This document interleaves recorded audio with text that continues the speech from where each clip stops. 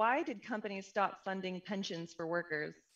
Oh, yeah. So, even in this valley, if you came here and work at Lockheed or General Electric or IBM, they had pensions and you would go and, work and basically the company was putting money into the pension for you. You retire, you would get what essentially is Social Security. You get a payment, usually for life. You could have some of it go to your spouse or all of it go to your spouse, depending on which option you picked, if something happens to you. And those have all disappeared from private companies. And what, you'll still get that if you're, working a postal service or fire, police, teachers, those there still have pensions for those particular arenas.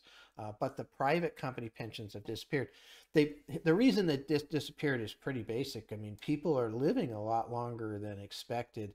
So they have this amount of money that they're putting into this pension, expecting people to live a certain amount of time, and they're living longer, and the pensions are really struggling, and they're having to be continuously refunded with dollars out of these companies, and they just don't like that. I mean, it actually affects their earnings. These are public companies, and so what they have done is they shifted it, and they're now putting money in on a match basis.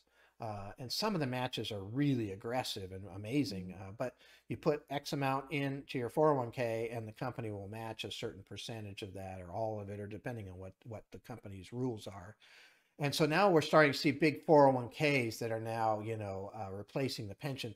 The big problem is not everybody does a 401k. So if you worked at IBM, you had a pension, you got a pension no matter what. If you work at IBM now, you get a 401k match. If you don't do the 401k, you could have some trouble in your retirement. So that's kind of shifted, the responsibility of the retirement from the company to the individual. So but it's just monetary.